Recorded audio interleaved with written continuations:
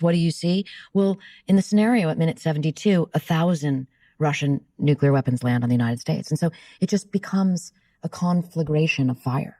It's just fire, fires burning, fires, 100, 200 square mile fires burning. And then we move into nuclear winter. And that's sort of the denouement of the book, where I tell you about nuclear winter from the point of view of one of the original scientists who wrote that original nuclear winter paper with Carl Sagan back in 1983. I think you would want to die instantly. I mean, there's a quote from Nikita Khrushchev, the former premier of the Soviet Union, and he said, after nuclear war, the survivors would envy the dead. Because there is, right? There is this sense of if you survived, I mean, there is no more law and order. There is no more rule of law. There is no government. Craig Fugate made that very clear. The bunkers that the people in the military command and control centers would be in, let's say the secret bunkers, not the ones that are targets that Russia's going to take out, that I write about in the book, but the smaller ones, those are going to only function for as long as there's gasoline to run the diesel generators. And then those people are going to have to come out. And who's left? It's man returning to the most primal, most violent state as people fight over the tiny resources that remain. And by the way, they're all malnourished. Everybody's sick. And most people have lost everything and everyone they know. How's that going to feel? Breaking free from the Matrix. This is Sabina Rose Gold, where I present to you the most critical information that we need to know in order to navigate the end times. Stay tuned and follow for more while I put all the puzzle pieces together for you, connecting the dots, compiling the best data so that you can navigate the darkness. I describe the first bomb in the scenario that strikes the Pentagon. It's a 1 megaton thermonuclear bomb in painstaking, horrific detail, all sourced from Defense Department documents, defense scientists who have worked for decades to describe precisely what happens to things and to humans. And it's horrifying. But on top of the initial flash of thermonuclear light, which is 180 million degrees, which catches everything on fire in a 9-mile diameter radius, on top of the bulldozing effect of the wind and all the buildings coming down and more fires, igniting more fires, on top of the radiation poisoning people to death in minutes and hours and days and weeks, if they happen to have survived. On top of all of that, each one of these fires creates a mega fire that is 100 or more square miles. And so essentially, in essence, what do you see? Well, in the scenario at minute 72, 1,000 Russian nuclear weapons land on the United States. And so it just becomes a conflagration of fire. It's just fire, fires burning, fires, 100, 200 square mile fires burning. And then we move into nuclear winter. And that's sort of the denouement of the book, where I tell you about nuclear winter from the point of view of one of the original scientists who wrote that original nuclear winter paper with Carl Sagan back in 1983. And his name is Professor Brian Toon. And he spent the decades since working with the state-of-the-art climate modeling systems that can now precisely tell us what nuclear winter will look like. Because I've always thought, you know what, nuclear war wouldn't be that bad. If, Russia launched 1,000 of their nuclear bombs at the United States and I was here in New York where I am now, I would die instantly, so I wouldn't really know it happened. Is that true? I think you would want to die instantly. I mean, there's a quote from Nikita Khrushchev, the former premier of the Soviet Union, and he said, after nuclear war, the survivors would envy the dead. Because there is, right? There is this sense of if you survived, I mean, there is no more law and order. There is no more rule of law. There is no government. Craig Fugate made that very clear. The bunkers that the people in the military command and control centers would be in, let's say the secret bunkers, not the ones that are targets that Russia's going to take out, that I write about in the book, but the smaller ones, those are going to only function for as long as there's gasoline to run the diesel generators. And then those people are going to have to come out. And who's left? It's man returning to the most primal, most violent state as people fight over the tiny resources that remain. And by the way, they're all malnourished. Everybody's sick. And most people have lost everything and everyone they know. How's that going to feel? It's going to feel, as you describe here on page 277, there are 1,000 flashes of light superheating the air in each ground zero to 180 million degrees Fahrenheit, 1,000 fireballs, each more than a mile in diameter, 1,000 steeply fronted blast waves, 1,000 walls of compressed air, 1,000 American cities and towns where all where all engineered structures in 5, 6, or 7 miles radius change physical shapes, collapse, and burn. 1,000 cities and towns with molten asphalt streets. 1,000 cities and towns with survivors impaled to death by flying debris. 1,000 cities and towns filled with tens of millions of dead people, with tens of millions of unfortunate survivors suffering fatal third-degree burns. People naked, tattered, bleeding, and suffocating. People who don't look or act like people anymore.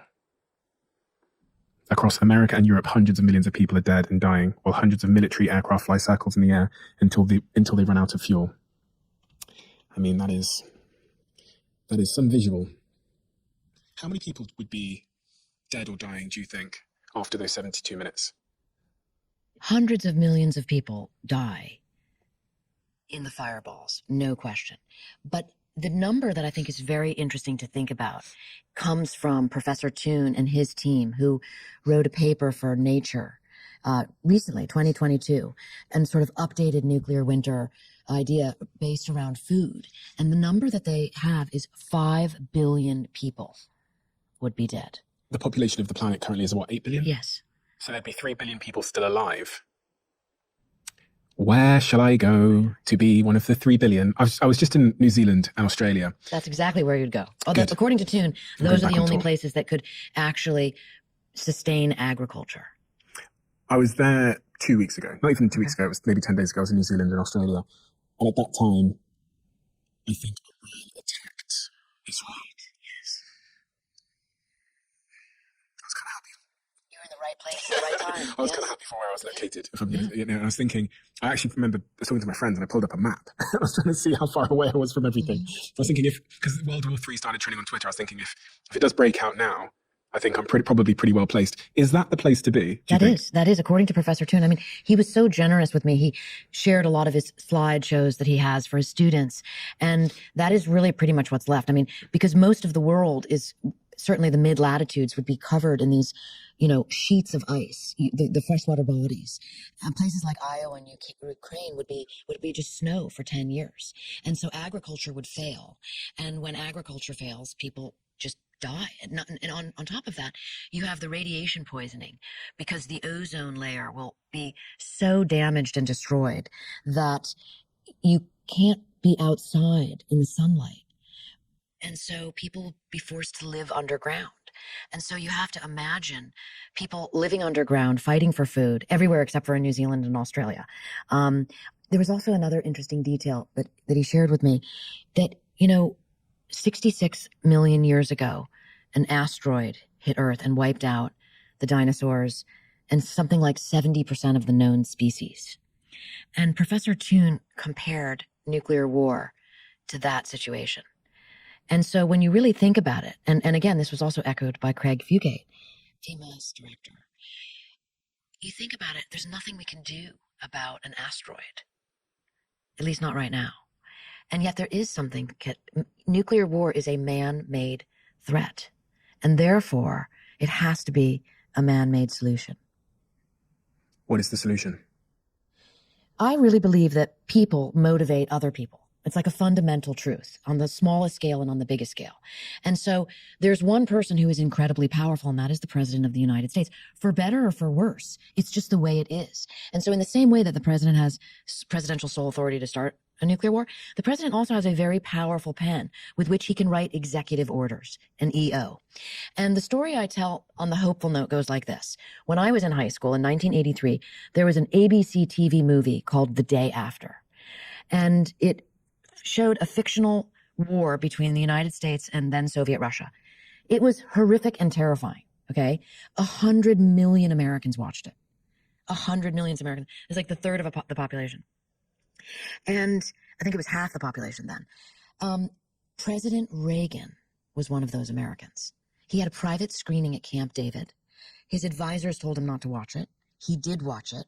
Before that, President Reagan was a hawk. He was pro-nuclear weapons. His position was the more nuclear weapons, the better. He was the one putting nuclear weapons in space with the Star Wars program, the SDI program, okay? He couldn't have been more pro-deterrence supremacy. He saw The Day After, and he changed his position. He wrote in his White House journal that he became greatly depressed, his words.